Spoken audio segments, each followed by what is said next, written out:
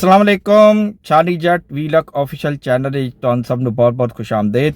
ਮੇਰੀ ਦੁਆ ਹੈ ਕਿ ਤੁਸੀਂ ਜਿੱਥੇ ਆਬਾਦ ਹੋ ਅੱਲਾਹ ਪਾਕ ਤੁਹਾਨੂੰ ਸਭ ਨੂੰ ਆਪਣੀ ਹਿਫਜ਼ ਅਮਾਨ ਦੇ ਵਿੱਚ ਰੱਖੇ, ਆਮੀਨ। ਮੇਰੇ ਉਹ ਦੋਸਤ, ਮੇਰੇ ਉਹ ਭਰਾ ਜਿਹੜੇ ਅੱਜ ਪਹਿਲੀ ਵਾਰੀ ਮੇਰੇ ਚੈਨਲ ਵਿੱਚ ਆਏ ਨੇ, ਉਹਨਾਂ ਕੋਲੋਂ ਗੁਜ਼ਾਰਿਸ਼ ਹੈ ਕਿ ਮੇਰੇ ਚੈਨਲ ਨੂੰ ਜ਼ਿਆਦਾ ਤੋਂ ਜ਼ਿਆਦਾ ਸਬਸਕ੍ਰਾਈਬ ਕਰੋ, ਲਾਈਕ ਕਰੋ, ਸ਼ੇਅਰ ਕਰੋ ਤੇ ਵੀਡੀਓ ਨੂੰ ਜ਼ਿਆਦਾ ਤੋਂ ਜ਼ਿਆਦਾ ਜਿਹੜਾ ਹੈਗਾ ਨਾ ਆਪਣੀ ਪਸੰਦੀਦਗੀ ਦਾ ਇਜ਼ਹਾਰ ਕਰੋ, ਆਪਣੇ ਕਮੈਂਟ ਦਾ ਇਜ਼ਹਾਰ ਕਰੋ, ਲੇਕਿਨ ਤਹਿਜ਼ੀਬ ਦੇ ਦਾਇਰੇ ਨਾਲ। ਜਨਾਬ ਅਲੀ, ਜਿਸ ਤਰ੍ਹਾਂ ਕਿ ਤੁਹਾਨੂੰ ਮਾਲੂਮ ਹੈ ਕਿ ਕੱਲ 28 ਮਈ ਸੀ ਤੇ 28 ਮਈ 1998 ਨੂੰ ਜਨਾਬ ਮੀਆਂ ਮੁਹੰਮਦ ਨਵਾਜ਼ ਸ਼ਰੀਫ ਸਾਹਿਬ ਨੇ ਐਟਮੀ ਧਮਾਕੇ ਕੀਤੇ ਸਨ। ਇਹ ਐਟਮੀ ਧਮਾਕੇ ਕਿਉਂ ਕੀਤੇ ਗਏ ਸਨ, ਇਹਦੀ ਕੀ ਵਜ੍ਹਾ ਸੀ, ਅੱਜ ਮੈਂ ਤੁਹਾਨੂੰ ਪੂਰੀ ਕਹਾਣੀ ਜਿਹੜੀ ਨਾ ਡਿਟੇਲ ਨਾਲ ਸੁਣਾਉਣਾ। ਮੇਰੇ ਉਹ ਦੋਸਤ ਜਿਹੜੇ PTI ਤੋਂ ਬਿਲੋਂਗ ਕਰਦੇ ਨੇ, ਉਹਨਾਂ ਨੂੰ ਇਹ ਵੀਡੀਓ ਜਿਹੜੇ ਹੈ ਨਾ ਇਹ ਵੇਖਣ ਦੀ ਜ਼ਰੂਰਤ ਹੈਗੀ ਹੈ, ਅਸ਼ਦ ਜ਼ਰੂਰਤ ਹੈਗੀ ਹੈ ਕਿ ਉਹ ਮੇਰੀ ਇਸ ਵੀਡੀਓ ਨੂੰ ਜਿਹੜਾ ਨਾ ਦੇਖਣ ਤੇ ਗੌਰ ਨਾਲ ਸੁਣਨ ਜਿਹੜੀਆਂ ਮੈਂ ਗੱਲਾਂ ਕਰਨ ਜਾ ਰਿਹਾ। ਕਿਉਂਕਿ ਜਿਹੜੇ ਮੇਰੇ PTI ਦੇ ਜਿਹੜੇ ਫਾਲੋਅਰਸ ਹੈਗੇ ਨੇ, ਜਿਹੜੀ ਯੰਗ ਜਨਰੇਸ਼ਨ ਜ਼ਿਆਦਾਤਰ ਜਿਹੜੀ ਹੈਗੀ ਹੈ, ਉਹ ਸਮਝ ਰਹੀ ਹੈ ਕਿ ਪਾਕਿਸਤਾਨ ਬਣਿਆ ਸੀ 1992 ਦੇ ਵਿੱਚ, ਠੀਕ ਹੈ। ਤੇ ਉਹ ਸਮਝ ਰਹੇ ਨੇ ਕਿ ਜੀ ਕਿ ਪਾਕਿਸਤਾਨ ਦੀ ਜਿਹੜੀ ਬੜੀ ਵੱਡੀ ਅਚੀਵਮੈਂਟ ਹੈਗੀ ਹੈ ਨਾ, ਉਹ ਵਰਲਡ ਕੱਪ ਹੈਗੀ ਹੈ, ਕ੍ਰਿਕਟ ਵਰਲਡ ਕੱਪ, ਠੀਕ ਹੈ। ਤੇ ਉਹਨਾਂ ਨੂੰ ਹੋਰ ਚੀਜ਼ ਕੋਈ ਹੋਰ ਨਜ਼ਰ ਨਹੀਂ ਆ ਰਿਹਾ। ਸ਼ੌਕਤ ਖਾਨਮ ਦੇ ਹਵਾਲੇ ਨਾਲ ਵੀ ਬਸ ਉਹ ਥੋੜ੍ਹੇ ਬਹੁਤ ਗੁੰਮਰਾਹ ਹੋਏ ਨੇ, ਉਹਦੀ ਹਕੀਕਤ ਕੀ ਹੈ ਇਹ ਉਹ ਵੀ ਨਹੀਂ ਜਾਣਦੇਗੇ, ਤੇ ਉਹ ਵੀ ਇਨਸ਼ਾ ਅੱਲਾਹ ਤਾਲਾ ਦੱਸਣ ਦੀ ਜਿਹੜਾ ਨਾ ਪੂਰੀ ਕੋਸ਼ਿਸ਼ ਕਰਾਂਗੇ। ਸਭ ਤੋਂ ਪਹਿਲੇ ਅਸੀਂ ਤੁਹਾਨੂੰ ਜਿਹੜੀ 28 ਮਈ ਹੈ ਨਾ ਉਹਦੇ ਹਵਾਲੇ ਨਾਲ ਤੁਹਾਨੂੰ ਗੁਫ਼ਤਗੂ ਕਰਨੇ ਆ, ਦੱਸਣੇ ਆ ਤੁਹਾਨੂੰ ਕਿ ਇਹ ਅਸਲ ਦੇ ਵਿੱਚ ਸਟੋਰੀ ਕੀ ਹੈ। ਜਨਾਬ, ਜਿਸ ਤਰ੍ਹਾਂ ਕਿ ਤੁਹਾਨੂੰ ਪਤਾ ਹੈ ਕਿ ਪਾਕਿਸਤਾਨ ਦੇ ਜਿਹੜੇ ਪਹਿਲੇ ਇਲੈਕਟਿਡ ਜਿਹੜੇ ਪ੍ਰਾਈਮ ਮਿਨਿਸਟਰ ਸਨ, ਜਮਹੂਰੀ ਜਿਹੜੇ ਪ੍ਰਾਈਮ ਮਿਨਿਸਟਰ ਹੈਗੇ ਸਨ, ਜ਼ੁਲਫਕਾਰ ਅਲੀ ਭੁੱਟੋ ਸਾਹਿਬ, ਉਹਨਾਂ ਨੇ ਜਨਾਬ ਇਹਦੀ ਬੁਨਿਆਦ ਰੱਖੀ ਹੈ ਐਟਮੀ ਤਾਕਤ ਦੀ, ਠੀਕ ਹੈ। ਇਹ ਕਹਾਣੀ ਇੱਥੋਂ ਸਟਾਰਟ ਹੁੰਦੀ ਹੈ ਜਦੋਂ ਹਾਲੈਂਡ ਤੋਂ ਇੱਕ ਸਾਇੰਟਿਸਟ ਡਾਕਟਰ ਜਿਨ੍ਹਾਂ ਦਾ ਨਾਮ ਅਬਦੁਲ ਕਦੀਰ ਖਾਨ ਸਾਹਿਬ ਹੈ, ਉਹ ਰਾਬਤਾ ਕਰਦੇ ਨੇ ਉਸ ਵਕਤ ਪ੍ਰਾਈਮ ਮਿਨਿਸਟਰ ਜ਼ੁਲਫਕਾਰ ਅਲੀ ਭੁੱਟੋ ਸਾਹਿਬ ਨੂੰ, ਤੇ ਉਹਨਾਂ ਨੂੰ ਦੱਸਦੇ ਨੇ ਕਿਉਂਕਿ ਇੰਡੀਆ ਜਿਹੜਾ ਨਾ ਆਪਣਾ ਐਟਮੀ ਤਾਕਤ ਬਣਾ ਕੇ ਬੈਠ ਚੁੱਕਿਆ ਹੋਇਆ ਹੈ, ਠੀਕ ਹੈ। ਉਹਦੇ ਕੋਲ ਐਟਮੀ ਤਾਕਤ ਆ ਚੁੱਕੀ ਹੋਈ ਹੈ। ਇਹ ਗੱਲ ਜ਼ੇਨ ਨਸ਼ੀਨ ਕਰ ਲਓ ਕਿ ਇੰਡੀਆ ਦੇ ਕੋਲ ਐਟਮੀ ਤਾਕਤ ਬਣ ਗਈ ਹੋਈ ਹੈ, ਠੀਕ ਹੈ।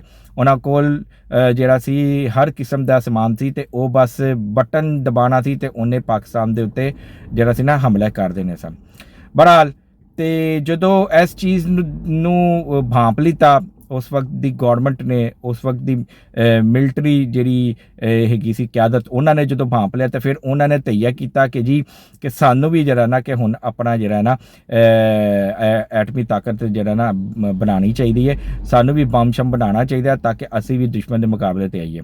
ਤੇ ਯਾਦ ਕਰੋ ਕਿ ਜਦੋਂ ਜ਼ੁਲਫਕਾਰ ਅਲੀ ਭੁੱਟੋ ਸਾਹਿਬ ਨੇ ਕਿਹਾ ਸੀ ਕਿ ਜੀ ਅਸੀਂ ਘਾਸ ਖਾ ਲਾਂਗੇ ਲੇਕਿਨ ਅਸੀਂ ਜਿਹੜਾ ਨਾ ਐਟਮੀ ਜਿਹੜਾ ਨਾ ਉਹ ਤਾਕਤ ਜਿਹੜਾ ਨਾ ਜ਼ਰੂਰ ਬਣਾਂਗੇ ਇਨਸ਼ਾ ਅੱਲਾਹ ਤਾਲਾ। ਤੇ ਫਿਰ ਜਦੋਂ ਇਸ ਗੱਲ ਨੂੰ ਜਦੋਂ ਭਾਂਪ ਲਿੱਤਾ ਡਾਕਟਰ ਅਬਦੁਲ ਕਦੀਰ ਖਾਨ ਸਾਹਿਬ ਨੇ, ਤੇ ਉਹ ਤੁਹਾਨੂੰ ਪਤਾ ਹੈ ਕਿ ਉਹ ਪਾਕਿਸਤਾਨੀ, ਉਹਨਾਂ ਦਾ ਅੰਦਰ ਖੂਨ ਦੌੜ ਰਿਹਾ ਸੀ, ਤੇ ਉਹਨਾਂ ਨੇ ਕਿਹਾ ਕਿ ਮੈਂ ਆਪਣੇ ਵਤਨ ਵਾਸਤੇ ਜਿਹੜਾ ਨਾ ਮੈਂ ਕੁਝ ਕਰਾਂ।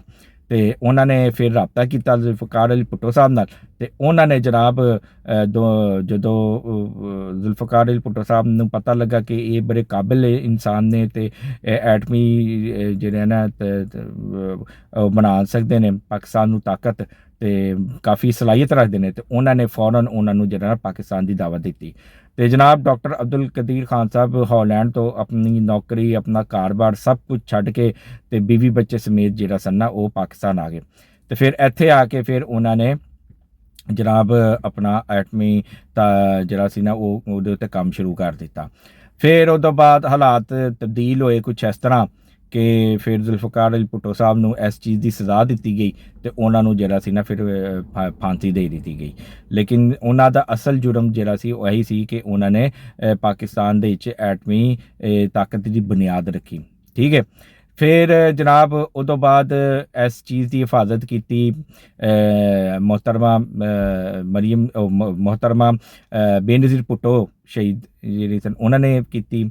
ਫਿਰ ਨਵਾਜ਼ ਸ਼ਰੀਫ ਸਾਹਿਬ ਉਹਨਾਂ ਦਾ ਦੌਰ ਆਇਆ, ਉਹਨਾਂ ਨੇ ਫਿਰ ਉਹਦੀ ਹਿਫਾਜ਼ਤ ਕੀਤੀ। ਫਿਰ ਬੇਨਜ਼ੀਰ ਸਾਹਿਬ ਉਹਨਾਂ ਨੇ ਮਜ਼ੀਦ ਹੋਰ ਡਿਵੈਲਪਮੈਂਟ ਕੀਤੀਆਂ, ਮਿਜ਼ਾਈਲ ਬਣਾਏ ਗਏ, ਹਰ ਚੀਜ਼ ਹੋਈ, ਠੀਕ ਹੈ। ਫਿਰ ਨਵਾਜ਼ ਸ਼ਰੀਫ ਸਾਹਿਬ ਆਏ 97 ਦੇ ਵਿੱਚ, ਉਹਨਾਂ ਦੇ ਦੌਰ ਦੇ ਵਿੱਚ ਵੀ ਬੜੇ ਮਿਜ਼ਾਈਲਾਂ ਦੇ ਤਜਰਬੇ, ਕਾਮਯਾਬ ਤਜਰਬੇ ਕੀਤੇ ਗਏ।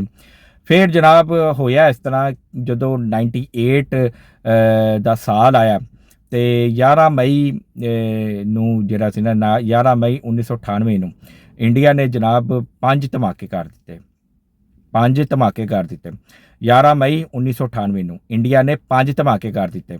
ਤੇ ਉੱਥੇ ਜਨਾਬ ਇੰਡੀਆ ਦੇ ਵਿੱਚ ਬੜਾ ਜਸ਼ਨ ਮਨਾਇਆ ਗਿਆ। ਹਾਲਾਂਕਿ ਉਹਨਾਂ ਨੂੰ ਬਹੁਤ ਮਨਾ ਵੀ ਕੀਤਾ ਗਿਆ, ਪੂਰੀ ਦੁਨੀਆ ਨੇ, ਅਮਰੀਕਾ ਨੇ, ਇੰਗਲੈਂਡ ਨੇ, ਯੂਰਪ ਨੇ, ਸਭ ਨੇ ਮਨਾ ਕੀਤਾ, ਮਤ ਕਰੋ। ਜਾਪਾਨ ਤੇ ਚਾਈਨਾ ਨੇ ਵੀ ਕਿਹਾ ਕਿ ਅਸੀਂ ਪਾਬੰਦੀਆਂ ਲਾ ਦੇਂਗੇ, ਇਹ ਕਰ ਦੇਂਗੇ, ਲੇਕਿਨ ਉਹਨਾਂ ਨੇ ਕਿਹਾ ਨਹੀਂ ਜੀ, ਅਸੀਂ ਧਮਾਕੇ ਕਰਨੇ ਹੀ ਕਰਦੇ ਨੇ। ਤੇ ਉਹਨਾਂ ਨੇ ਜਨਾਬ 5 ਧਮਾਕੇ ਕਰ ਦਿੱਤੇ 11 ਮਈ 1998 ਨੂੰ। ਤੇ ਉੱਥੇ ਬੜੇ ਜਸ਼ਨ ਮਨਾਏ ਗਏ, ਬੜਾ ਕਹਿ ਲਿਓ ਜੀ ਕਿ ਹੁਣ ਪਾਕਿਸਤਾਨ ਨੂੰ ਅਸੀਂ ਖਾ ਪੀ ਜਾਵਾਂਗੇ ਤੇ ਇਹ ਪਾਕਿਸਤਾਨ ਨੂੰ ਸਬਕ ਸਿਖਾਵਾਂਗੇ, ਹੁਣ ਨਹੀਂ ਛੱਡਾਂਗੇ ਤੇ ਇਹ ਤੇ ਉਹ ਫਲਾਣਾ ਟਮਾਣਾ। ਜਨਾਬ ਉਸ ਵਕਤ ਦੇ ਜਿਹੜੇ ਪ੍ਰਾਈਮ ਮਿਨਿਸਟਰ ਹੈਗੇ ਸਨ, ਉਹਨਾਂ ਦਾ ਨਾਮ ਹੈਗਾ ਮੀਆਂ ਮੁਹੰਮਦ ਨਵਾਜ਼ ਸ਼ਰੀਫ ਸਾਹਿਬ, ਠੀਕ ਹੈ। ਤੇ ਮੀਆਂ ਮੁਹੰਮਦ ਨਵਾਜ਼ ਸ਼ਰੀਫ ਸਾਹਿਬ ਜਿਹੜੇ ਨੇ, ਉਹਨਾਂ ਨੂੰ ਜਦੋਂ ਇਸ ਖਤਰੇ ਨੂੰ ਭਾਂਪ ਲਿਆ, ਜਦੋਂ ਇਹ ਉਹਨਾਂ ਨੇ ਗੱਲਾਂ ਸੁਣੀਆਂ, ਧਮਕੀਆਂ ਸੁਣੀਆਂ, ਇਸ ਤਰ੍ਹਾਂ ਦੀ ਮੁਗਲਜ਼ਾਤ ਸੁਣੀ, ਉਹਨਾਂ ਨੇ ਕਿਹਾ ਕਿ ਲੋ ਜੀ ਕਿ ਅਸੀਂ ਵੀ ਜਿਹੜਾ ਨਾ ਹੁਣ ਇਹਨਾਂ ਨੂੰ ਦੱਸਾਂਗੇ ਕਿ ਅਸੀਂ ਵੀ ਐਟਮੀ ਤਾਕਤ ਅਲਹਮਦੁਲਿਲਾ ਬਣ ਚੁੱਕੇ ਹਾਂ। ਤੇ ਫਿਰ ਜਨਾਬ ਜਦੋਂ ਪੂਰੀ ਦੁਨੀਆ ਨੂੰ ਪਤਾ ਲੱਗਾ, ਯੂਰਪ ਨੂੰ, ਅਮਰੀਕਾ ਨੂੰ, ਚਾਈਨਾ ਵਗੈਰਾ, ਹਰ ਚੀਜ਼ ਸਭ ਨੂੰ ਪਤਾ ਲੱਗਿਆ ਕਿ ਜੀ ਪਾਕਿਸਤਾਨ ਜਿਹੜਾ ਨਾ ਉਹ ਵੀ ਹੁਣ ਧਮਾਕੇ ਕਰਨ ਜਾ ਰਿਹਾ। ਤੇ ਉਹਨਾਂ ਨੇ ਵੀ ਕਿਹਾ ਕਿ ਜਨਾਬ ਮਤ ਕਰੋ, ਅਸੀਂ ਤੁਹਾਡੇ ਤੇ ਪਾਬੰਦੀਆਂ ਲਾ ਦੇਂਗੇ। ਤੇ ਨਵਾਜ਼ ਸ਼ਰੀਫ ਸਾਹਿਬ ਨੇ ਕਿਹਾ ਕਿ ਨਹੀਂ, ਅਸੀਂ ਆਪਣੀ ਗੈਰਤ ਦਾ ਸੌਦਾ ਜਿਹੜਾ ਨਾ ਬਿਲਕੁਲ ਵੀ ਨਹੀਂ ਕਰਾਂਗੇ। ਇਸ ਟਾਈਮ ਦੁਸ਼ਮਣ ਨੇ ਸਾਨੂੰ ਲਲਕਾਰਿਆ ਤੇ ਅਸੀਂ ਜਿਹੜਾ ਨਾ ਬਿਲਕੁਲ ਵੀ ਜਿਹੜਾ ਨਾ ਇਹਦੇ ਤੇ ਕੰਪਰੋਮਾਈਜ਼ ਨਹੀਂ ਕਰਾਂਗੇ।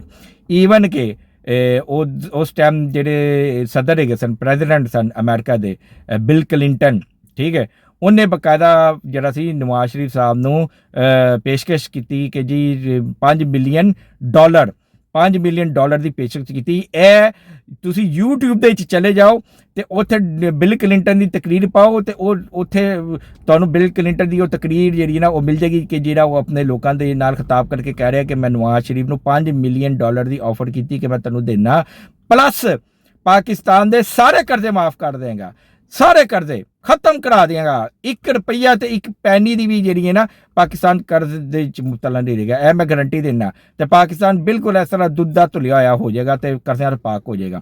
ਤੇ ਤੁਸੀਂ ਧਮਾਕੇ ਨਹੀਂ ਕਰਨੇ।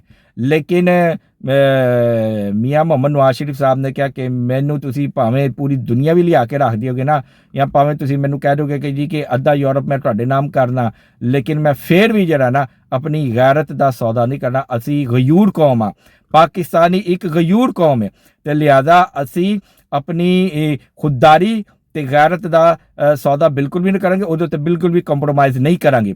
ਤੇ ਉਹਨਾਂ ਨੇ ਫਿਰ 28 ਮਈ 1998 ਨੂੰ ਉਹਨਾਂ ਨੇ 5 ਦੀ ਬਜਾਏ 6 ਧਮਾਕੇ ਕੀਤੇ। 5 ਦੀ ਬਜਾਏ 6 ਧਮਾਕੇ ਕਰਕੇ ਤੇ ਦੁਸ਼ਮਣ ਦੇ ਦੰਦ ਖੱਟੇ ਕੀਤੇ ਤੇ ਉਹਦੇ ਤੇ ਸਬਕਤ ਹਾਸਿਲ ਕੀਤੀ, ਠੀਕ ਹੈ। ਤੇ ਜਨਾਬੇ ਅਲੀ ਦੁਸ਼ਮਣ ਨੂੰ ਦੱਸਿਆ ਕਿ ਤੂੰ 5 ਕੀਤੇ, ਅਸੀਂ 6 ਕੀਤੇ, ਤੂੰ ਐਟਮੀ ਤਾਕਤ ਜਿਸ ਤਰ੍ਹਾਂ ਦਾ ਹੈ ਅਸੀਂ ਤੇਰੇ ਨਾਲੋਂ ਡਬਲ ਹੈਗੇ ਆ, ਠੀਕ ਹੈ।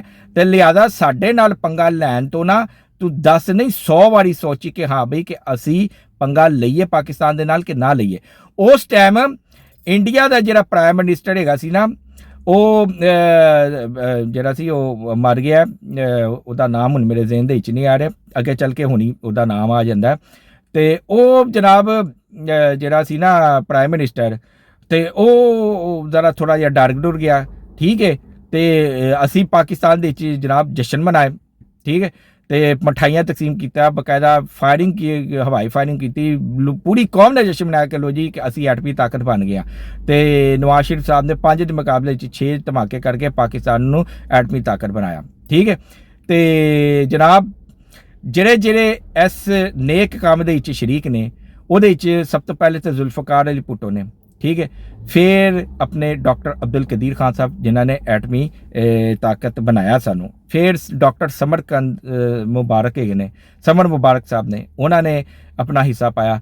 ਤੇ ਫਿਰ ਕ੍ਰੈਡਿਟ ਜਾਂਦਾ ਨਵਾਜ਼ ਸ਼ਰੀਫ ਸਾਹਿਬ ਨੂੰ, ਜਿਨ੍ਹਾਂ ਨੇ ਧਮਾਕੇ ਕੀਤੇ, ਸਾਰੇ ਪ੍ਰੈਸ਼ਰ ਨੂੰ ਇੱਕ ਸਾਈਡ ਤੇ ਰੱਖਿਆ, ਆਫਰਾਂ ਵਗੈਰਾ ਹਰ ਚੀਜ਼ ਨੂੰ ਇੱਕ ਸਾਈਡ ਤੇ ਰੱਖਿਆ ਤੇ ਪਾਕਿਸਤਾਨ ਨੂੰ ਐਟਮੀ ਤਾਕਤ ਬਣਾਇਆ ਤੇ ਧਮਾਕੇ ਕਰਕੇ ਤੇ ਲੋਕਾਂ ਨੂੰ ਦੱਸ ਦਿੱਤਾ, ਪੂਰੀ ਦੁਨੀਆ ਨੂੰ, ਕਿ ਜੀ ਪਾਕਿਸਤਾਨ ਕੋਈ ਐਵੇਂ ਮਾਮੂਲੀ ਜਿਹਾ ਮੁਲਕ ਨਹੀਂ ਹੈਗਾ ਤੇ ਪਾਕਿਸਤਾਨ ਬਹੁਤ ਤਾਕਤਵਰ ਬਣ ਚੁੱਕਿਆ ਤੇ ਖਬਰਦਾਰ ਪਾਕਿਸਤਾਨ ਵੱਲ ਮੈਲੀ ਅੱਖ ਨਾਲ ਬਿਲਕੁਲ ਵੀ ਨਹੀਂ ਦੇਖਣਾ। ਤੇ ਜਨਾਬ ਪੂਰੀ ਦੁਨੀਆ ਨੇ ਫਿਰ ਪਾਬੰਦੀਆਂ ਲਾ ਦਿੱਤੀਆਂ, ठीक है, लेकिन वाहिद सऊदी अरब ऐसा मुल्क सी जिन्हें पाकिस्तान के उत्ते पाबंदी नहीं लाई, वो पाकिस्तान दे नाल खड़ा रहा ते उन्हें कहा कि तुसी घबराना नहीं, असीं तुहाडे नाल आ ते तुसी परेशान नहीं होना, साडी तजारत चलती रहेगी ते साडे काम जिहड़े ने ना वो चलते रहणगे अलहमदुलिल्लाह। वाजपेयी ਉਹ ਜਿਹੜਾ ਪ੍ਰਾਈਮ ਮਿਨਿਸਟਰ ਹੈਗਾ ਨਾ ਇੰਡੀਆ ਦਾ, ਜਿਹੜਾ ਵਿਚਾਰਾ ਮਰ ਗਿਆ ਹੁਣ, ਬਾਬਾ ਵਾਜਪਾਈ ਉਹਦਾ ਨਾਮ ਹੈ। ਤੇ ਜਨਾਬ ਇਹ ਜਦੋਂ ਧਮਾਕੇ ਧਮੂਕੇ ਹੋਏ, ਠੀਕ ਹੈ, ਉਧਰ ਵੀ ਹੋਏ, ਇੰਡੀਆ ਵੱਲ ਵੀ ਤੇ ਪਾਕਿਸਤਾਨ ਵੱਲ ਵੀ ਹੋਏ, ਤੇ ਫਿਰ Vajpayee prime minister of India ਜਨਵਰੀ ਦੇ ਵਿੱਚ 1999, ਠੀਕ ਹੈ, ਆਪਣੀ ਕੈਬਨਿਟ ਨੂੰ, ਆਪਣੀ ਪੂਰੀ ਟੀਮ ਨੂੰ, ਜਿਹਦੇ ਚ ਦਲੀਪ ਕੁਮਾਰ ਵੀ ਹੁੰਦਾ ਤੇ ਹੋਰ ਦੂਸਰੇ ਅਦਾਕਾਰ ਵੀ ਹੁੰਦੇ ਨੇ ਤੇ ਬਾਕੀ ਹੋਰ ਸਾਰੀ ਸਿਆਸੀ ਤੇ ਗੈਰ ਸਿਆਸੀ ਸ਼ਖਸੀਅਤ ਨੂੰ ਲੈ ਕੇ ਤੇ ਪਾਕਿਸਤਾਨ ਆਉਂਦਾ ਹੈ, ਠੀਕ ਹੈ। ਤੇ ਮਾਇਦਾ ਉੱਥੇ ਹੁੰਦਾ ਲਾਹੌਰ ਦੇ ਵਿੱਚ, ਤੇ ਉੱਥੇ ਆ ਕੇ ਵਾਜਪਾਈ ਤਕਰੀਰਾਂ ਕਰਦਾ ਤੇ ਕਹਿੰਦਾ ਕਿ ਜੀ ਅਸੀਂ ਬੜੀ ਖੂਨ ਦੀ ਹੋਲੀ ਖੇਲ ਲਿੱਤੀ ਹੈ, ਬੜਾ ਖੂਨ ਬਹਾ ਲਿਆ ਤੇ ਲਿਆਦਾ ਹੁਣ ਸਾਨੂੰ ਜਿਹੜਾ ਨਾ ਅਮਨ ਕਾਇਮ ਕਰਨਾ ਚਾਹੀਦਾ।